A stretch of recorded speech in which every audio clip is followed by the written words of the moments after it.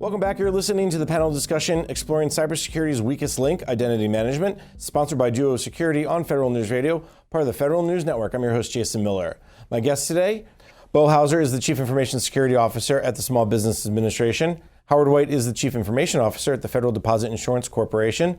Amir Destoury is the Identity Services Branch Manager at the Homeland Security Department. And Sean Frazier is the Advisory Chief Information Security Officer for Federal at Duo Security. Now, before break, we were talking a little bit about this concept of identity management, cybersecurity. It fits into IT modernization. And several times during the discussion, zero trust. It's a big buzzword in the community that came up, but there is something there to zero trust. So, Sean, I've seen you on several panels around zero trust. So I'm going to turn to you first to start, Sure. And give me a sense of let's just talk a little bit about, let's define what it is, because I don't want people to be confused that it's some new technology that you have to buy. No one can sell you zero trust. So I always say zero trust is a lifestyle choice. It's a process.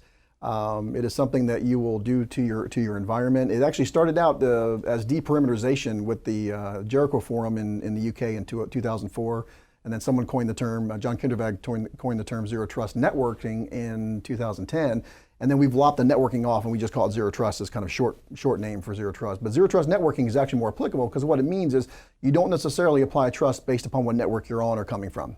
So what it means is you validate trust based upon it continuously authenticating the users to access to applications. If they're on the internal network, you don't treat them any differently than you do coming from the outside. So you just assume that your internal networks are compromised, your attackers are sitting alongside your internal users. They're pretending and trying to be access to access to things that your internal users will access. So you don't treat users any differently based upon where they are. And we kid that it's a big buzzword, but I see a lot of agencies kind of moving in that direction. And when you talk to customers and agencies, there seems to be real excitement for it because of the pieces and parts that have been being put into place over the last 5, 7, 8 years. Exactly, and I think that the group in the UK years ago was prescient because of what they were looking at. They're looking at the fact that organizations were moving to cloud for their workload stuff. They're moving to mobile for their workforce access, and their endpoints are all going to be mobile. And they thought, well, how do we wrap a perimeter around that? You can't wrap a perimeter around it. So what you need is a different security construct to do that. So the last couple of years, ACT-IAC wrote a white paper last year about zero trust. A lot of us got together and kind of talked about it. Again, it's not a technology. There are a lot of players and a lot of cooks in that kitchen. We're part of it. A lot of other our vendor partners are part of that. And coming out of that, the CIO Council has been talking about it, and I know there's been some work stood up at the NIST Cybersecurity Center of Excellence around reference architectures. And again, it's not going to be a one-stop shop. There's not one vendor that can bring zero trust to you. We all have to play a role. And I think that's key because, Bo, you guys at SBA are kind of maybe a little further ahead than most agencies when it comes to zero trust just because of the modernization effort. That's what I mean, the chicken or the egg piece. Yeah, and like I'll give you an example of one of the things that we're doing. Like a lot of federal agencies, we're in Office 365 in the cloud, and so we're able to use those tools to really wade into the zero trust waters a bit. So we had a business requirement to allow broader access to email from non-government equipment, and so we were able to do that by creating the personas based on trust. If you're on a trusted device and if you're coming from a trusted network, you get the full experience.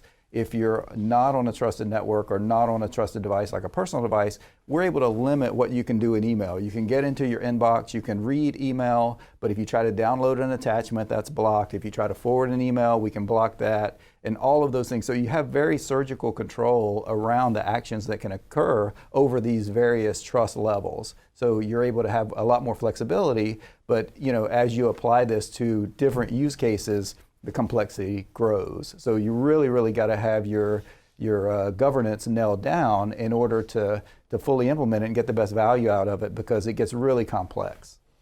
How did you guys make that decision to say, okay, you can not download, but you can forward, or vice versa? Like, how did that decision get made? Because it would seem to me on email, I know it's a simple, we all use it, so we all get it, but it would seem to me, what's the danger of, let's say, downloading an email? Right, and the goal is to keep SBA data under SBA control, right? Yeah. Generally, the use case that we had helped us determine exactly how we needed to design this, because luckily we only had one use case. It was around HR and communicating with employees while on furlough when they're not supposed to be using government equipment. So that was our use case we were working with. And in that use case, we just simply need to read the body of the email. One of the attributes of it is we decided only to use the web access version rather than the Outlook client, just to, again, minimize any data downloading to the device. Okay. I think that's a great point, because it goes back to what we talked about earlier about use case, what's the user needs are. Let's understand those. Howard, from your perspective in Zero Trust, FDIC has also moved down that path. Talk a little bit about what that means to you and how you guys are starting to look at this concept. So before I got to FDIC, I think they were down a Zero Trust path on their data segmentation model. So they were very keenly focused on segmenting data based on the user, and only certain users could access that data. We've now segmented the networks that the data is on, and we're now looking at the entire ecosystem. So we segment the applications, the data, and the users. And this has to be done in a unified manner. And to talk about how do you get to decisions, you do it on risk. What is the risk that I'm willing to tolerate if something was to happen that would be a newsworthy event? And I try to design our systems to ensure that we're protecting information, but also making it continuously easy for the user. I cannot emphasize that fact that no matter if we're doing Zero Trust, identity management, whatever we're doing, the architecture, our strategy, and our resources need to be focused on that end user, the customer, whether they're internal or external. We have external customers, and we want their experience to be as seamless as it is as when they're accessing their systems at home. We've heard this concept of segmentation before, but let me just put a finer point on it if you could. So when you say we've segmented the network, we've segmented the data, it means what?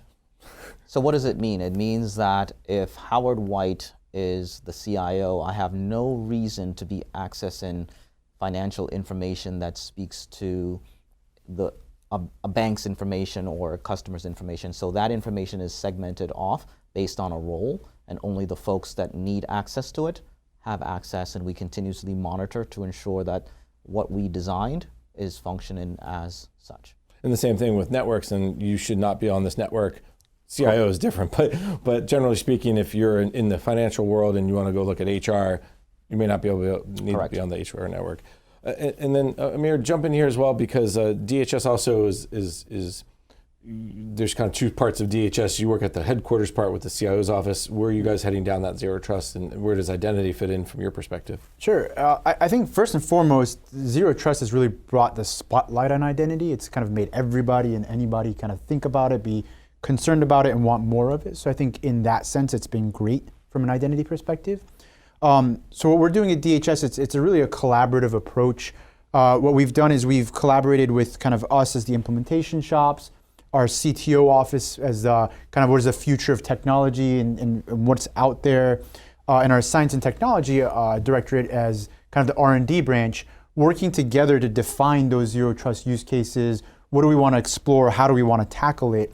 And it's kind of beautiful because everything we've talked about for really the last several segments about the device health, what is it, a managed device, is it a not managed device, is it patched, is it the latest version, what do the users use to authenticate, where do they come from, what time of day, what are they trying to access, and all of those really culminate together in this end-to-end Zero Trust. So we formed this collaborative approach to try to identify these use cases and start tackling them. One other thing I think is of interest in both kind of Howard's point on segmentation, as well as Sean's point about kind of the Zero Trust networking in that last part, I think to me some of that network part and putting them together in that network segmentation is huge, and getting away from just kind of pure routing from the network perspective to identity aware routing. So I've authenticated the person, I've managed the person, I've managed the identity, and what part of the network do I even want to allow them to access versus kind of completely firewall or block them off from? From a use case perspective, have you guys, where are you with that? You've developed 5 of them, you've 100 of them. So what we're trying to do is rather than boil the ocean, as I mentioned, like you have the device pieces, the authentication pieces, all the way down to the guy has the data and the DRM pieces. So we've also started with some of the kind of cloud-based use cases, dealing with how to protect data in the cloud, and how to make sure it doesn't kind of go off to different boundaries that it's not supposed to.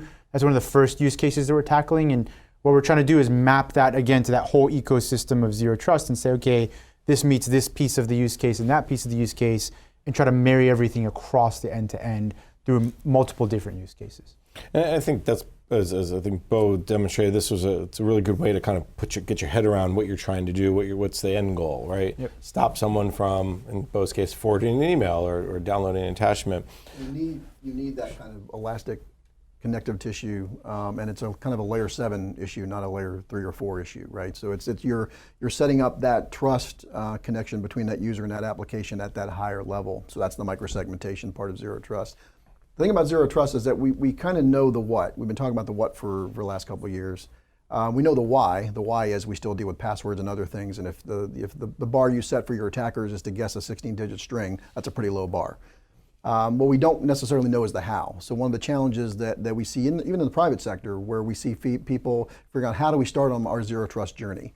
So the recommendation is always treat it like you do everything else. Either have a program, if you can codify it in a program, or at least have a group, a zero trust group that oversees this. We might call it a center of excellence, for lack of a better term.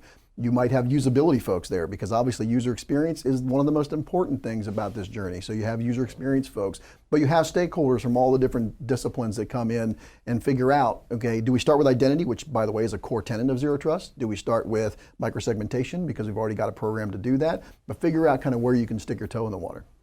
Sean brought up passwords. Here we are, 2019, and we're still kind of fighting the passwords, awfulness that it is. Bo, are we closer to getting rid of passwords? Is SBA, are you on the cusp yet? It's a stated goal, and I think everybody shares it, but it is so difficult. We all have legacy systems that we're still dealing with that just simply don't have the ability to get where we need them to get to. So again, the key is modernization, and as we're modernizing, we are ensuring that we're not using a password-based authentication form going forward, but there's still a ways to go before we get there, unfortunately. And Howard, you guys, FDIC, any better with the password challenge? Not any better. I think as long as we have mainframes in the environment, you're going to have passwords. So we have a modernization effort in the next 3 to 5 years to demise those systems, and at that time, we'll probably be there. But going forward, as you stated, in our architecture, the policy is do not design or buy any system that requires you to use a password. And Amira, how about from your perspective? Yeah, same story. I think the things that we're trying to do to tackle it is similar to before I dashboard it. So across our entire landscape, identify, really it's an application problem, right? The applications, the legacy applications and systems, identify them, kind of call them out, go through modernization, and also implement like procurement policies on anything being bought in the future has to abide by these open standards. And hopefully over time, we'll get ourselves out. Hopefully. I would like to get rid of my password. Sean? I think obviously we still live in a password world. Like you said, 2019, phishing's still a thing. Passwords are still a thing. It's hard to believe 10 years later we've been talking about this. But I think, there's short-term and long-term. So the short-term mitigations are obviously use multi-factor authentication, use password managers, figure out a way that you can work within the password construct and protect yourself from it. And then the longer term, as I mentioned earlier, it's open standards like WebAuthn, where hopefully passwords will die a horrible death, where we are using something that is both kind of, again, born on the web, uses strong PKI, strong identity proofing and trusting, in lieu of passwords. I know Michael Daniel, it's been probably 3 or 4 years now when he said, I want to kill the password dead, and it was a great headline, but unfortunately it never quite came to fruition yet. We're all trying. This has been a fascinating conversation. We're just about out of time. So before I let you all go, let's just go down the panel one more time and discuss. We've talked about IT modernization, identity management, zero trust. Where is this heading? What's the future look like? Howard, start us off. So Amir said something that I technically said. It's a beautiful thing when things come together, and I'm going to add it's beautiful, and it's going to be a bright future for identity management, because we have we're looking at machine learning, AI. We have blockchain coming up. We have the vendors providing capabilities that meet our needs out of the box, so we don't have to redesign it. So I think the future looks good because we're focused on this. We're looking at risk and actively managing risk in a continuous environment and focus on the customer. Sean? I agree. I think I'm very encouraged by all the things we've talked about today. I think the convergence of policy to being adaptable to rapidly moving technology shifts that we see all the time is key. Paying attention to open standards. I'm a big believer in open language. I mean, having vendors and customers and agencies and enterprise being able to talk the same language is important. So pay attention to those. And Bo?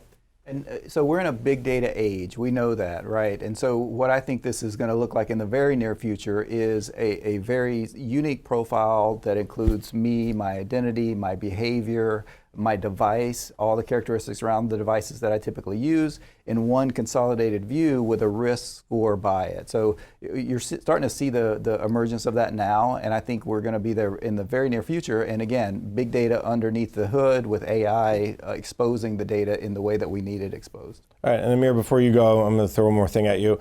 You made a comment toward the early part of the segment about Zero Trust has brought kind of the spotlight on identity management.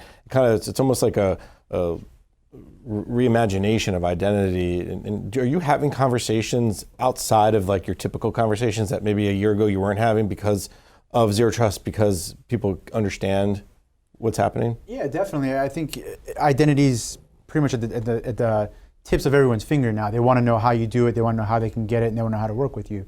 So they're pulling us into things like, whether it's like network contracts or other things, they pull the identity folks in now and kind of say, hey, can you review this? Can you weigh in on this? Is this kind of good for the future? So they're definitely pulling us in.